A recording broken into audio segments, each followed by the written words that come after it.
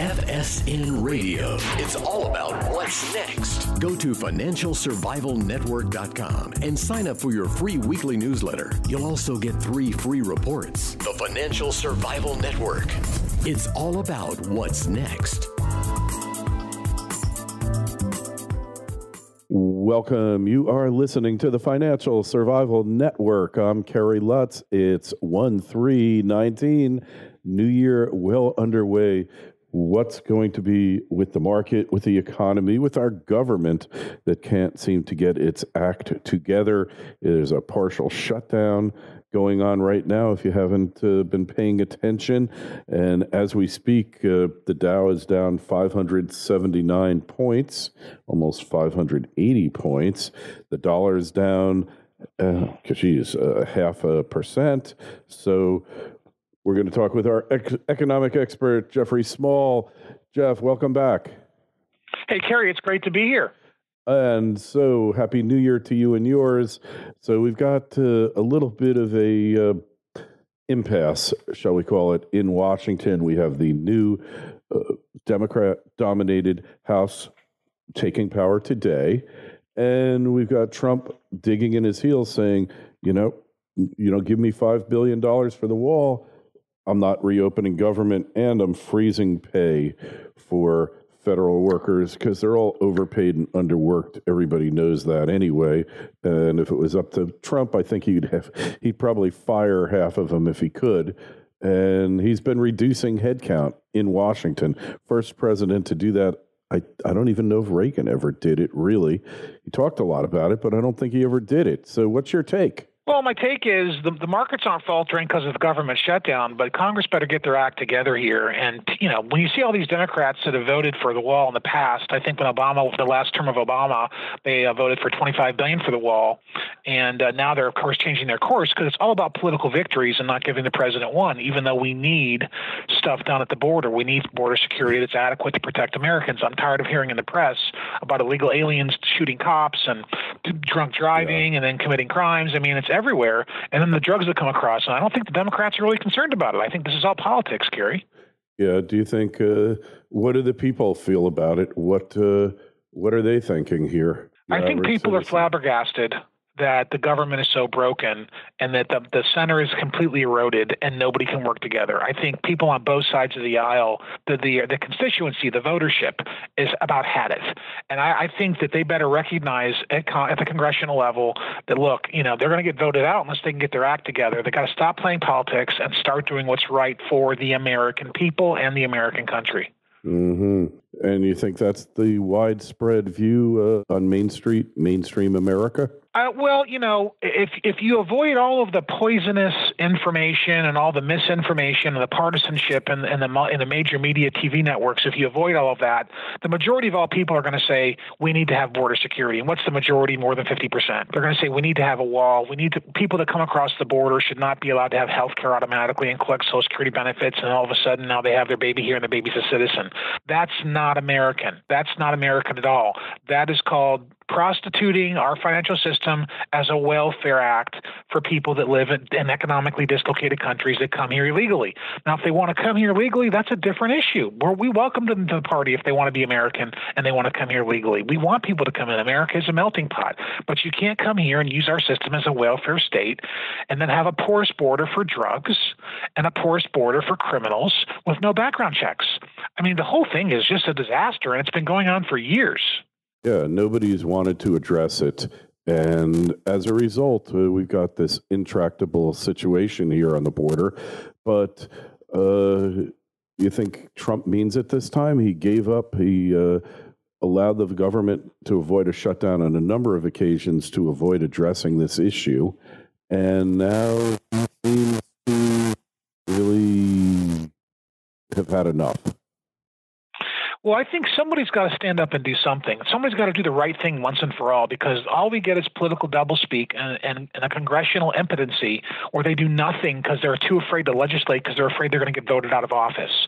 And so we've got to get rid of this this mentality where it's a club and it's a job to be in public service as a politician. You really need to be just there for the servancy of the country and not collect income, not collect financial reparations post your service at the congressional level. Just go there and be a volunteer. I mean, that's what we got to get back to. So, but I think Trump is going to dig his heels in on this. He is not going to relent, Kerry. Mm-hmm. He's not. So where are we going to go here? That's the question. Are they going to give, or can we face months long of this paralysis? I think that we're going to see, I drove by the IRS office yesterday here in my hometown, and I noticed there was nobody there and it was closed. So, they've got to get, that's a good got start. to get the IRS funded here because it's tax season is right around the corner.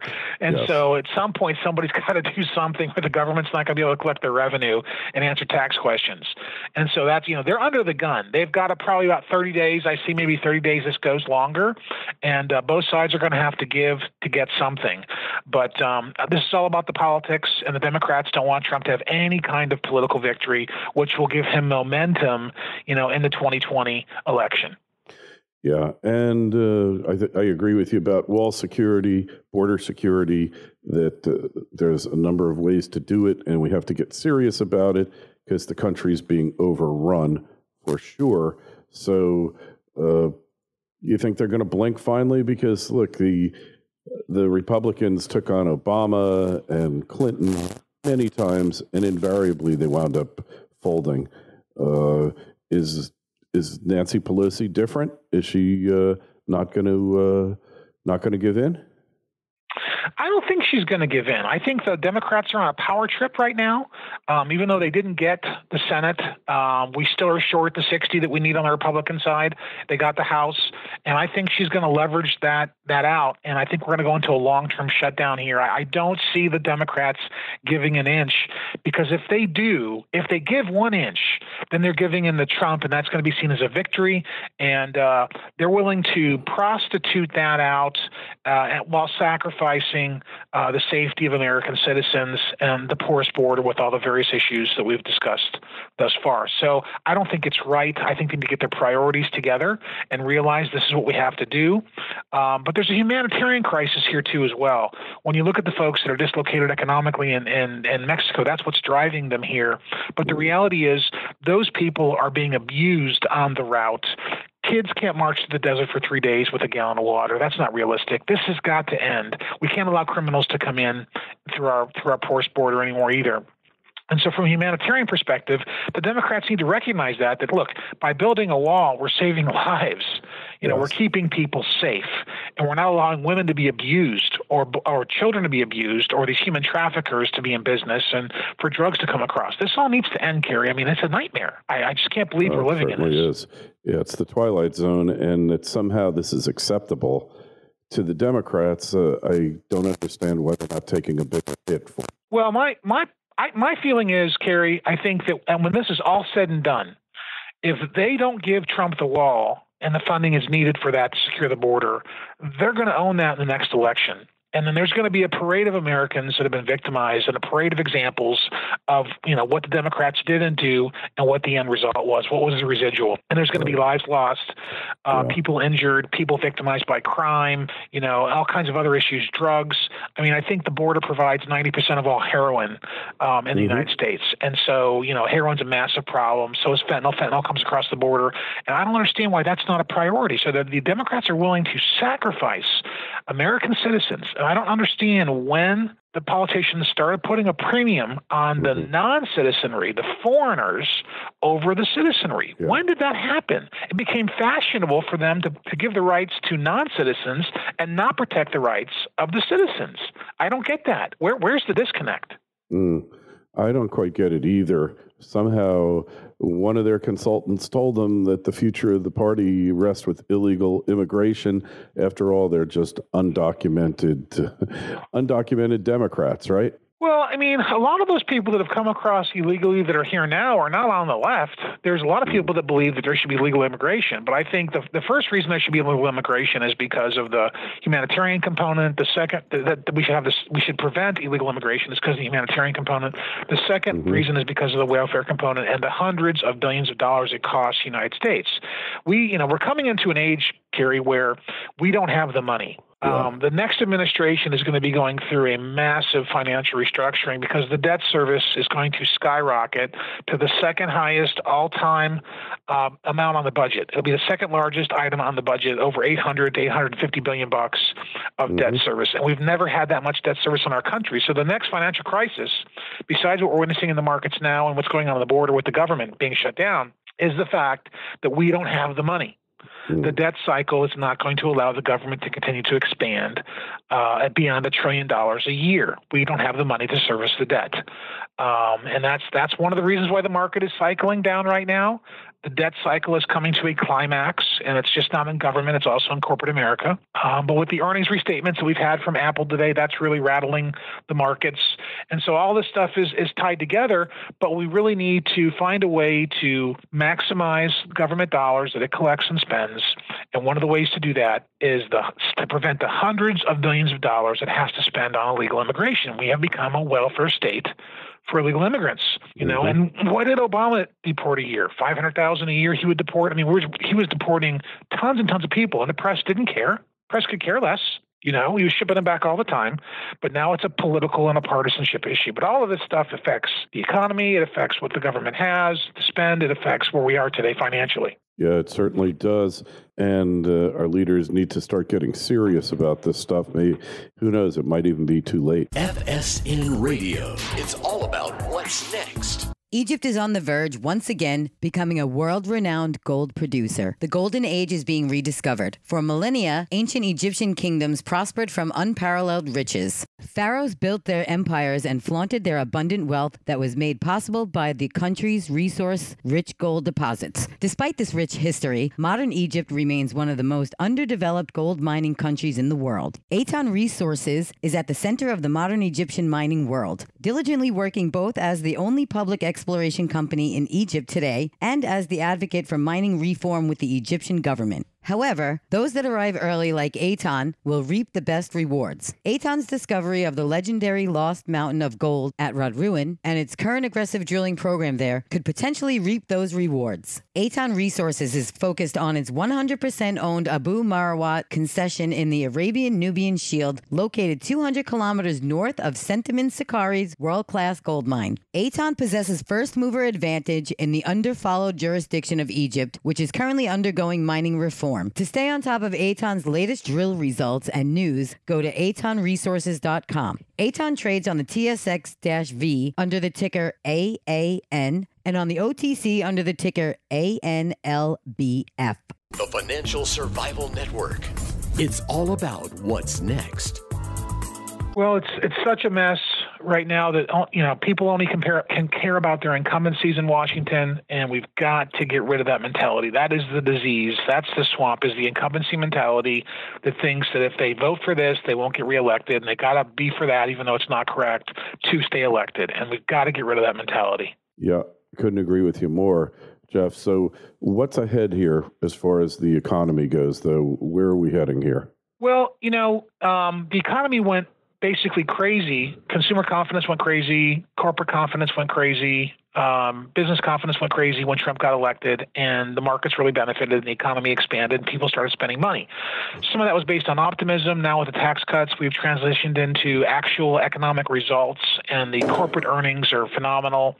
The metrics of the market are good. But now that optimism, that push that we had for the first 24 months has come to a peak, and we're starting to see a decline. Yeah. We're starting to see, disconnect in auto sales. They're kind of in a recessive state. Mm-hmm. Home sales are starting to slow down.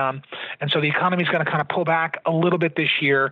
And so we've got, some various issues here. When we have massive amounts of growth, we're going to see a contraction. And I think we're going to see a contraction this year. The market is, still very highly priced despite the 15 to 16% pullback we've had since October 1st. So I don't know where the market's going to land this month, but I don't think it's going to be positive for the year with everything that's going on. I think that with the Fed raising rates, the economic deacceleration globally, the Chinese trade issues, and the economy slowing down, I think we're going to have a 10 to 15% lower value in the markets in 12 months. Really? Well, yes, sir. That could be interesting. And unemployment as far as full employment we're at now, supposedly seems to have peaked, hasn't it? Well, the employment numbers are great. There's lots of great jobs out there, but there's nobody to really fill them. Is the problem. We don't have enough qualified workers to fill the jobs that have been created. And if you talk to people in the job business, they're going to tell you that every industry is demanding jobs right now, and that's a good thing. But the net gain in jobs from a total employed, country is flat. We're really not expanding the job base. We're just kind of replacing the ones through attrition, retirement, technology attrition, overseas shipment of positions. We're really not expanding the job base, even though the employment numbers are really, really good. And there's lots of jobs out there. And so that helps the economy. But Kerry, look what happened. We had the best corporate numbers in 10 years in October, and the market dropped 10%. So the market doesn't really care about job numbers. The market doesn't really care about earnings. The market cares about where we are in the debt cycle and what's going to happen in 12 to 18 months. Because, in 24 months, the Fed's got to lower rates dramatically to lower the debt service for corporate America and also lower the debt service for the government. Yeah. Yeah, well, until that happens, and Trump hasn't appeared to be very serious about lowering the deficit either, has he? Well, no, this is the first time in history, and this is another part that's kind of strange. The first time in history we've had massive tax cuts, massive spending, and an increasing interest rate environment. It's the first time in economic history. Now, those three dynamics generally are not good. They're going to come back and bite us pretty hard. You're nice to a dog, and then you tease him and take his bowl away, and then he bites you. So that's kind of the we're getting ready to get bit, basically. So recession, is that on the offing, or stagflation? What are we going to see here? I see very low growth over the next 2 years. I see sub 2.5% to 3% this year. I don't think the markets care about the growth at this stage. They care about the valuations of the market and whether companies are going to keep their earnings expanding. And so the perennials will expand their earnings, but the baseline is the economy is not going to be gangbusters. I don't think we're going to get the Reagan-esque approach where we saw great GDP growth with cutting the tax base and increasing spending in various areas like defense. I don't think we're going to have that effect this time. It's just not going to happen. Not going to happen, huh? And so what do you put your money into? The market sounds like it's going to be very risky for the coming year. Well, if you're an investor, and you want to hold for 5 years, then, pick your stocks that are devalued today that you'd like to hold for 5 years. Apple's getting beat up pretty good. Facebook's been beaten up pretty good. Netflix is beaten pretty good. So the perennials have been beaten up pretty good, 25 to 40% drops here in the last 3.5 months. But if you're looking for income and you're riding the interest rate cycle, find an advisor that can help you out with fixed income assets that produce yields and dividends and rates of interest for you. We are coming to the end of the rate hiking cycle. And so fixed income prices look very, very attractive right now because they've dropped 7-8% over the last 12 months. Well, yeah. Okay. So we see that. And the market's going to be a risky place for the next few years then, isn't it? Well, Kerry, we had, the longest run in stock market history.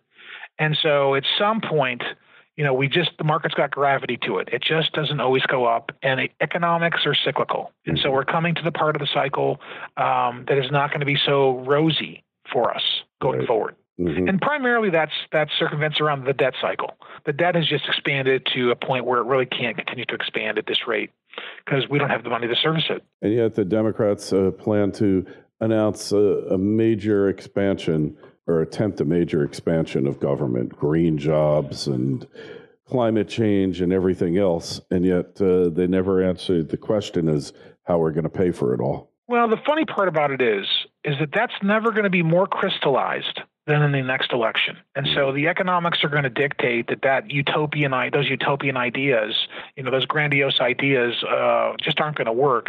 And maybe at some point we hear the Fed saying, okay, we're going to start printing up money and handing it out to people, but that's not going to happen for a little bit of time yet. But the reality is we're out of money. They don't have the money to do the things they want to do. It's just not possible. Yeah. Sounds good, but it's not possible. I tend to agree with you.